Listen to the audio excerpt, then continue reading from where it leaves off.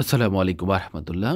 আজকে আপনাদেরকে দেখাতে চলেছি চাঁদ শরীয়তপুর থেকে চাঁদপুর হয়ে কিভাবে ঢাকা যাবেন এবং কিভাবে যাবেন, কত টাকা খরচ হবে সেটার বিস্তারিত নিয়ে আজকে আপনাদের সামনে রয়েছি।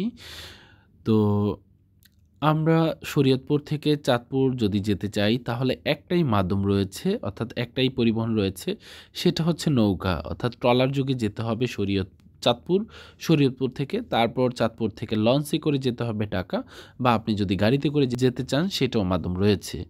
তো আমরা ট্রলারে উঠে গেলাম। ট্রলারের যে নদীর মধ্যে দিয়ে যাচ্ছে তার পাশে রয়েছে মনোরম দৃশ্য। এখানে ছোট বড় সকল বয়সের লোকেরাই মাছ ধরে থাকেন এই নদীর মধ্যে। এটা হচ্ছে পদ্মা মেঘনা, আর মাঝামাঝি একটা যে চর রয়েছে সেই চর। চরের মধ্যে অনেক জেলে ভাইরা মাছ ধরে বিশ্রাম নেয়, এবং কি বিভিন্ন রাখাল ভাইরা এখানে গরু এবং কি মহিষ বিচরণ করিয়ে থাকেন। আমরা আশা করি এ পথে যেতে যেতে আপনাদেরকে বিস্তারিত বলতে পারবো, কারণ এর চারদিকের যে পরিবেশ রয়েছে খুবই মনোরম দৃশ্য। তো এখানের মানুষগুলো রয়েছে এই নদীর মতো শীতল ঠান্ডা মেজাজের মানুষ। তো এই ছিল সেই শরীয়তপুরের নদীর পাড়ের, অর্থাৎ নদীর তীরঘেঁষা যে মানুষের বসবাসের দৃশ্যপট। তা আমরা প্রায় চাঁদপুরের কাছাকাছি চলে আসছি। শরীয়তপুর থেকে যদি স্পিড বোটে চাঁদপুরের উদ্দেশ্যে যাওয়া হয় তাহলে সময় লাগে 10 মিনিট, আর যদি ট্রলার যোগে যাওয়া হয় সেক্ষেত্রে 20 থেকে 25 মিনিট, বড়জোর 30 মিনিট সময় লেগে থাকে। তো আমরা যে ট্রলারে যাচ্ছি আমাদের সময় লাগবে প্রায় 20 মিনিট, তবে আমাদের মাঝি ভাই একটু স্লো করে চালাচ্ছে, যার কারণে সময়টা একটু বেশি লাগার সম্ভাবনা রয়েছে। পদ্মা পাড়ে যারা বসবাস করছেন তারা অত্যন্ত সাহসী হয়ে থাকে, তাদের বাচ্চারাও অত্যন্ত সাহসী। দেখেন, বাচ্চাদেরকে নিয়ে জালে করে মাছ ধরার জন্য চলে আসছে এই স্রোতপ্রবণ পদ্মায়। আমরা এখন পদ্মার খাল পেরিয়ে চলে আসছি সেই বড় নদীতে, অর্থাৎ মেঘনা নদীতে। তো এইটা হচ্ছে ডাকাতিয়া নদী আর কি, যে নদীকে ডাকাতিয়া নদী বলা হয়ে থাকে। বর্ষার সিজনে এই নদীর পথেই প্রচুর পরিমাণ ডাকাতি হতো, অর্থাৎ 1980 থেকে প্রায় 2001 পর্যন্ত প্রচুর পরিমাণ ডাকাতি হয়েছে এই নদীর মধ্যে। বর্ষার মৌসুমে জেলে বাইরেও জাল বাইতে এখানে প্রচুর পরিমাণ ভয় পেত, কারণ ডাকাতদের ভয়ে। এখানে রয়েছে প্রচুর পরিমাণ পশু, অর্থাৎ গরু মহিষ রয়েছে, অর্থাৎ রাখাল বাইরা এই নদীর পাড়ে চরের মধ্যে প্রচুর পরিমাণ গরু আহরণ করে থাকে রাখাল বাইরা। আমরা এখন চাঁদপুরের খুব কাছাকাছি চলে আসছি, আমাদের খুব কাছাকাছি দেখা যাচ্ছে চাঁদপুর। ইতিমধ্যে প্রায় আমরা চাঁদপুরে চলে আসছি। এই ঢাকা থেকে চিটাগাংগামী যে সকল নৌযান রয়েছে সে সকল নৌযানকে একমাত্র এই চাঁদপুর পদ্মা মেঘনার মোহনার গা ঘেঁষেই চলতে হয়, কারণ নৌপথের একমাত্র যাতায়াত পথ হচ্ছে এই চাঁদপুরের ডাকাতিয়া নদীর উপর দিয়ে যেতে হয় চিটাগাংগামী যে সকল যান রয়েছে ঢাকা থেকে সে সকলকে। তো আমরা চলে আসছি চাঁদপুরে। অল্প কিছুক্ষণের মধ্যেই আমরা চাঁদপুরে নামবো। এই চাঁদপুরের পদ্মা নদীর মধ্যে রয়েছে বিভিন্ন ধরনের মাছ, তবে বিশেষ করে এখানের যে একটা মাছ রয়েছে যার সুনাম রয়েছে সারা বিশ্বে, সেটা হচ্ছে ইলিশ মাছ। তো পদ্মার ইলিশের দুর্দান্ত স্বাদ পাওয়া যায়, আর যারা দুর্দান্ত এই স্বাদটুকু নিতে চান চলে আসবেন আমাদের চাঁদপুর শহর, ইলিশের বাড়ি চাঁদপুর। তো আমরা অলরেডি চলে আসছি চাঁদপুরে। চাঁদপুরের এই ডাকাতিয়া নদীটি অত্যন্ত ব্যস্ততম একটা নদী। মাঝি ভাই নৌকাকে গার্ড করার জন্যে অলরেডি প্রস্তুতি নিয়েছেন। তো এর মধ্যে বলে নিচ্ছি, আমাদের শরীয়তপুর থেকে চাঁদপুরে আসতে এই ট্রলারে ভাড়া নিয়েছে 50 টাকা। তো আমরা এই পার থেকে, অর্থাৎ ছোট নৌকায় করে আমরা নতুন বাজার যাব। আমরা যে পারে নামছি এটার নাম হচ্ছে পুরান বাজার, অর্থাৎ পুরান বাজার থেকে আমাদের যেতে হবে নতুন বাজারে। তো আমাদের ট্রলার থেকে, অর্থাৎ বড় ট্রলার থেকে ছোট নৌকায় করে যেতে টাকা ভাড়া নেবে মাত্র 10 টাকা, অর্থাৎ পুরান বাজার থেকে নতুন বাজার যেতে ভাড়া নেবে 10 টাকা। তো আমরা এখন নেমে যাব, সবাই নেমে যাচ্ছে, তাদের মতো আমরাও সেম নেমে যাচ্ছি, ছোট নৌকায় করে যাব নতুন বাজারে। ভ্রমণ পিপাসু যারা রয়েছেন তারা এই চাঁদপুর মোহনা দেখতে আসলে এই ছোট নৌকায় করে করতে পারবেন এই নদীর মধ্যে। তো মাঝি ভাই নৌকা স্টার্ট দিয়ে নিচ্ছেন, অর্থাৎ ছোট বড় সকল ধরনের নৌকার মধ্যে রয়েছে ইঞ্জিল। এগুলো ছোটোখাটো ইঞ্জিল চালিত নৌকা, অর্থাৎ ছোট এপার থেকে ওপার, যদিও ভাড়া নেয় 10 টাকা, 5 জনে 50 টাকা, তারপরও এগুলো ইঞ্জিল চালিত নৌকা। আমরা পুরান বাজার থেকে নতুন বাজারের উদ্দেশ্যে রওনা দিয়েছি।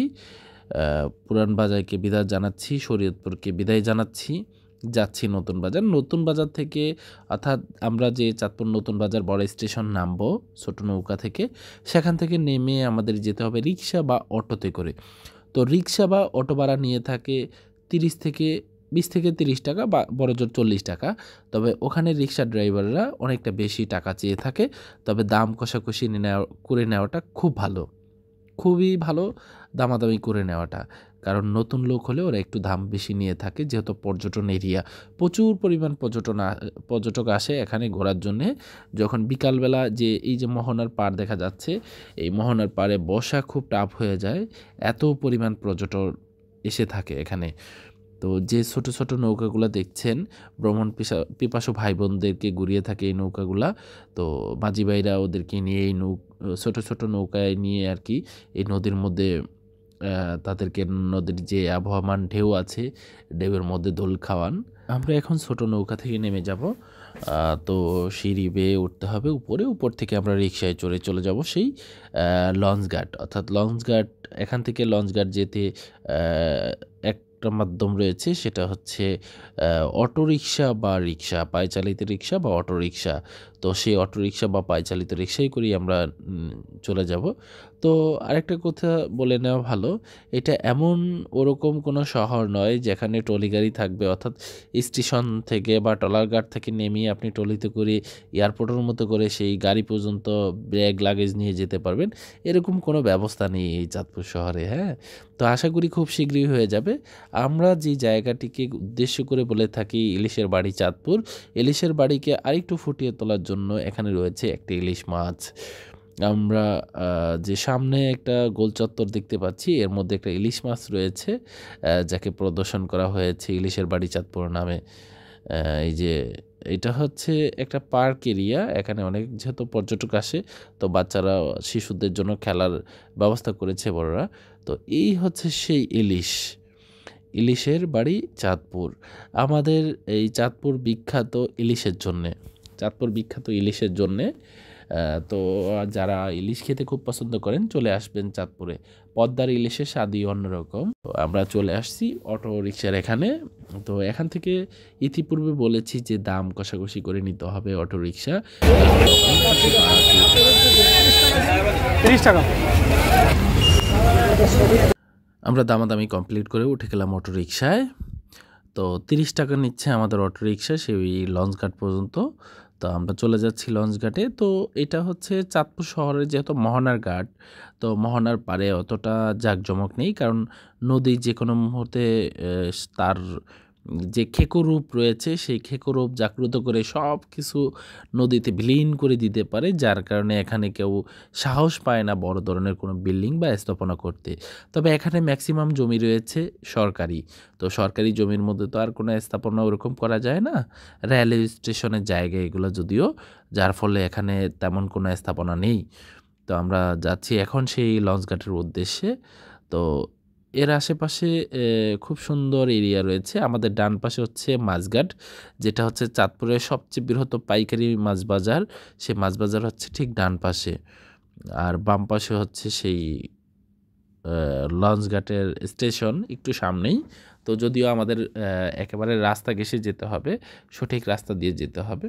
তো এই রাস্তার দুই পাশে রয়েছে রেলওয়ে স্টেশনের যে পুকুর জলাধার, সেই জলাধার বিশাল বড় বড় জলাধার। আর এর মধ্যে প্রচুর পরিমাণ মাছ রয়েছে, রুই মাছ, কোরাল মাছ, আরও অন্যান্য যে ধরনের মাছ পুকুরে চাষ হয়ে থাকে সে ধরনের মাছ। তো চাঁদপুরে ওরকম কোনো বড় যান চলাচল করে না এই রোডটার মধ্যে। আর শহরের দিকে গেলে একটু বেশি যান চলাচল করে, যার কারণে এখানের রাস্তাটা খুবই নিরিবিলি। আর এখানের মানুষগুলা খুবই ভালো। এর মধ্যে আমরা যে যাচ্ছি, তো রিক্সাওয়ালা খুবই ভালো মনের মানুষ। আমাকে মাঝে মধ্যে জিজ্ঞেস করছে যে আপনি ভিডিও করছেন বা কেন করছেন? তো সেই জবাব দেওয়ার সুযোগ নেই। এই দেখেন রেলওয়ে স্টেশনের জলাধার, বিশাল বড় জলাধার। এর মধ্যে বিশাল বড় বড় মাছ, অর্থাৎ গ্রীষ্ম সিজনে যখন এখানে মাছ ধরা হয়, তখন অনেক বড় বড় মাছ পাওয়া যায় এখানে। রুই মাছ, ব্রিগেড মাছ বা অন্যান্য তেলাপিয়া মাছ, অনেক বড় বড় মাছ হয়ে থাকে এখানে। কারণ এখানে প্রায় গ্রীষ্ম সিজনে পুরো পানি শুকায় না, সবসময় পানি থাকে, যার ফলে আর মাছও অনেক বড় হতে পারে, আর মাছগুলো অনেক সুস্বাদু হয়ে থাকে যেহেতু নদীর সাথে সংযোগ রয়েছে এই পুকুরগুলায়। আমরা চলে আসছি অলরেডি মাদ্রাসা রোড। তো এই যে এরিয়াটা, এটার নাম মাদ্রাসা রোড হওয়ার বিশেষ একটা কারণ রয়েছে। সেটা হচ্ছে এখানে একটা বিশাল বড় মাদ্রাসা রয়েছে আমাদের যাওয়ার পথে হাতের বামে পড়বে। বিশাল বড় একটা মাদ্রাসা, সেটা প্রায় 90 সনের পূর্বে হয়তোবা হয়েছিল এই মাদ্রাসাটা স্থাপনা।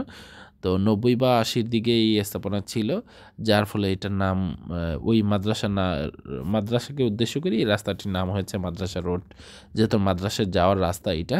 তো রাস্তার দুই পাশে সরকারি জমির মধ্যে বিভিন্ন লোক বাড়িঘর করেছে, বসবাস করতেছে। যে মাদ্রাসা করতে কথা বলেছিলাম সেটা হচ্ছে ঠিক আমাদের বাম পাশে মাদ্রাসা। বাম পাশে যে দোকানগুলো দেখতে পাচ্ছেন এগুলা মাদ্রাসার সামনের এই দোকানগুলা। তো অলরেডি চলে আসছি আমরা লঞ্চ ঘাটে। এই হচ্ছে লঞ্চ ঘাটের সেই সরু ব্রিজ, আমরা চলে আসছি ঘাটে। আমরা অল্প সময়ের মধ্যেই নেমে যাব সেই টার্মিনালের দিকে, লঞ্চ টার্মিনালের দিকে। আমরা টার্মিনালের পূর্বেই নেমে যাব, কারণ আপনাদেরকে দেখাতে চাচ্ছি এই স্টেশনের আশপাশের এরিয়াটুকুকে। তো এখানেই নেমে যাব। তো কেউ হাসি খুশিভাবে এই স্টেশনে আসে, আবার কেউ খুব মন খারাপ করে চলে যায়। তবে আগেই বলে দিচ্ছি, কেউ লঞ্চে ওঠার পূর্বে খুব সতর্কতার সহিত লঞ্চে উঠবেন, তাড়াহুড়ো করে লঞ্চে উঠবেন না। আর ভিড়ের মধ্যে করে লঞ্চে ঠেলাঠেলি করে উঠবেন না, যার ফলে আপনি পকেট থেকে হারাতে পারেন মানিব্যাগ এবং মূল্যবান মোবাইল। তো সব জায়গায় খারাপ মানুষ রয়েছে, তো তাই নিয়ে আমাদের পকেট মার রয়েছে। তো খুব সতর্কভাবে আপনি টার্মিনাল দিয়ে ঢুকবেন। আমরা টিকিট করতে পারলাম টার্মিনালে। আমরা যাচ্ছি লঞ্চ। তো লঞ্চটা অল্প সময়ের মধ্যে ছেড়ে যাবো। একই টাইম মতো লঞ্চগুলো চাঁদপুর থেকে ঢাকার উদ্দেশ্যে ছেড়ে যাবে। তো কোনো লঞ্চ 1 মিনিট পিছিয়ে দেওয়ার কোনো সম্ভাবনা নেই। ট্রেনে যদিও 2 মিনিট 5 মিনিট লেট করে ছাড়ে, বাস তো যাওয়ার নেই, লঞ্চ কোনো ওরকম সুযোগ নেই, কারণ একটার পরে আরেকটা টাইম শিডিউল থাকে। আর 1 মিনিটের মধ্যে প্রচুর পরিমাণ যাত্রী হতে পারে, ওরা জানে যে 1 মিনিটে অনেক সময় 100 যাত্রীও আসতে পারে। তো সেই উদ্দেশ্য করে ওরা একটা লঞ্চকে আরেকটা লঞ্চ কখনো ছাড়িয়ে থাকে না। আমরা লঞ্চে উঠেছি এবং আমরা সামনে গিয়ে টিকিট কেটে নিই। আপনি চাইলে পরেও টিকিট কাটতে পারেন, কিন্তু আমরা সিটে বলবো। আপনি যদি সিটে বসতে চান সেক্ষেত্রে প্রথমে টিকিট নিতে হবে, তারপর সিটে বসতে হবে। বিজনেস ক্লাস রয়েছে, বিজনেস ক্লাসের চেয়ার রয়েছে, তারপর ক্লাসিক চেয়ার রয়েছে, বিভিন্ন ধরনের চেয়ার রয়েছে। তো আপনি যে চেয়ার নিতে চান, আপনি যদি ডেস্কের যাত্রী হন, ডেকের যাত্রী হলে আপনার টিকিট আগে কাটার দরকার নেই, আপনি চাইলে পরেও টিকিট কাটতে পারবেন। আমরা কেবিনের টিকিট নিচ্ছি। তো কেবিনের উপরের দিকে যাচ্ছি। তো উপরে যাবার দিয়ে আমি খুঁজে নিচ্ছি আমার পরিচিত, আমি আগে এসেছি, আমার পরিচিত আছে কিনা। যদিও লঞ্চ জার্নি খুবই আরামদায়ক, তারপরও একা হলে খুব বোরিং ফিল করবে। তো সেজন্য কাউকে খুঁজে নিচ্ছি যে আমার পরিচিত কোনো কেউ আছে কিনা। যদি পরিচিত কোনো কেউ থাকে তাহলে হয়তো বা দুজন গল্প করতে করতে চলে যেতে পারবো। তো আমার পরিচিত কাউকে পেলাম না, সামনে চলে আসলাম, দেখি আমার পরিচিত কাউকে পাই কিনা। তো দেখছি এখনই লঞ্চ ছেড়ে দেব, সামনে আসার সময় দেখলাম লঞ্চ ছেড়ে দিচ্ছে। আমাদের লঞ্চ ছেড়ে দিয়েছে এটার উদ্দেশ্যে, যেহেতু টাইম গিয়েছে সেজন্য ছেড়ে দিয়েছে। তো বিদায় চাঁদপুর শহরকে। তো আমাদের এই লঞ্চে অর্থাৎ ডেকের যাত্রীদের ভাড়া নিয়ে থাকে 180 টাকা, আর বিজনেস ক্লাস চেয়ারের ভাড়া নিয়ে থাকে, ক্লাসিক যে চেয়ারগুলো রয়েছে সেগুলোর ভাড়া নিয়ে থাকে 250 টাকা। আর বিজনেস ক্লাস যে চেয়ারগুলো রয়েছে সেটার ভাড়া নিয়ে থাকে 350 টাকা। আর কেবিনের ভাড়া নিয়ে থাকে 700 টাকা। আর যদি আপনার সাথে একাধিক লোক থাকে সেক্ষেত্রে ওই যাত্রীর ভাড়া দিতে হবে। তো আমি যেহেতু সিঙ্গেল টিকিট নিয়েছি, তো 700 টাকা দিয়ে নিয়েছি। তো আমাদের লঞ্চ ছেড়ে দিয়েছে, আমরা চলে যাচ্ছি ঢাকার উদ্দেশ্যে। তো ঢাকা যেতে যেতে আরও কিছু দেখাতে পারবো ইনশাল্লাহ, আশা করছি। আমার মতো অনেকেই চিরচেনা চাঁদপুর শহরকে বিদায় জানাচ্ছে, কেউ কেউ স্মৃতি হিসাবে ক্যামেরাবন্দি করে রাখছে এই বিদায়ের মুহূর্তকে। তো লঞ্চে ছেড়ে দিয়েছে আর লঞ্চ খুব দ্রুত গতিতে চলছে। তো মিটারে দেখলাম প্রায় 40 অর্থাৎ পার হাওয়ার 40 কিলোমিটার স্পিডে চলছে এই লঞ্চটা। আস্তে, আস্তে এর গতি অনেক বৃদ্ধি পায়, অনেক বৃদ্ধি পায়। তো লঞ্চ তার নিজস্ব গতিতে চলছে। তো যে যার মতো করে প্রাকৃতিকে আপন করে নিচ্ছে। কেউ গল্প করছে, কেউ বা একটু শীতল হাওয়া নেওয়ার জন্য সামনে এসে দাঁড়িয়ে আছে আমার মতো। তো অনেকেই আর কি নিজেকে এনজয় করার চেষ্টা করতেছে, এই প্রকৃতিকে এনজয় করার চেষ্টা করতেছে। কারণ এই লঞ্চ জার্নিটা এতটাই আরামদায়ক, চারপাশের মনোরম দৃশ্য এত সুন্দর, অর্থাৎ দিনের বেলা খুব সুন্দর আর কি। যেহেতু আমরা অনেক সকাল সকাল বেরিয়ে পড়েছি, তো সকালের কারণে খুব সুন্দর একটা পরিবেশ পাচ্ছি। চারদিক নীরব এবং কি শুনশান নীরবতা। তার মধ্যে দিয়ে কিছুক্ষণ পর পর একটা করে জাহাজ যাচ্ছে, তাদের দোল দেখছি। তো এই আর কি চাঁদপুর শহর থেকে রওনা দিয়েছি ঢাকার উদ্দেশ্যে। আমাদের এই লঞ্চে সময় লাগবে 3 ঘন্টা বা 10 মিনিট এদিক সেদিক সময় লাগতে পারে পৌঁছাতে, যদি কোনো ত্রুটি না হয়। যেহেতু নদীপথে জার্নি, সারা টাইমটা খুব অ্যাকুরেট থাকে, তবে পৌঁছানোর টাইমটা একটু এদিক সেদিক হয়। কেউ কেউ দেখা যাচ্ছে কেবিন নেয়নি, তারা কেবিনের টিকিট নিয়ে কেবিন খুঁজছে। আমরা অলরেডি আমাদের কেবিনে আমাদের ব্যাগ রেখে আমরা বেরিয়েছি আবার আপনাদেরকে একটু ঘুরে ফিরে দেখানোর জন্য। তো প্রচুর পরিমাণ বাতাস, এখানে প্রচুর পরিমাণ বাতাস। তো বাতাসের কারণে অনেকে এখান থেকে উঠে যাচ্ছে, কেউ বা আরামদায়কভাবে বসছে, অনেক কেউ বাতাস। অনেক বাতাস। সবাই সবার মতো করে নিজেকে এনজয় করার চেষ্টা করতেছে, প্রকৃতিকে এনজয় করার চেষ্টা করতেছে। এই লঞ্চের মধ্যে সবাই কিন্তু চাঁদপুর থেকে শরীয়তপুর বা শরীয়তপুর থেকে ঢাকার উদ্দেশ্যে যাত্রীগামী নয়। কেউ কেউ আসছিল এখানে ঘোরার জন্যে, ঢাকা থেকে আসছে চাঁদপুরে, চাঁদপুর থেকে ঘুরে ফিরে ইলিশ মাছ খেয়ে আবার ঢাকার উদ্দেশ্যে রওনা দিয়েছে। তো একটা কথা বলে যাচ্ছি, এই চাঁদপুর থেকে ঢাকা যাওয়ার যতটা লঞ্চ এই চাঁদপুর থেকে ছেড়ে যায়, আপনারা যদি চেক করে দেখেন যে প্রত্যেকটা লঞ্চকে দেখতে পাবেন একটা বিশেষ দ্রব্য বা বিশেষ জিনিস, সেটা হচ্ছে ইলিশ মাছ। এমন কোনো একটা জাহাজ অর্থাৎ লঞ্চ পাবেন না যেই লঞ্চে করে ইলিশ মাছ ঢাকায় যাচ্ছে না।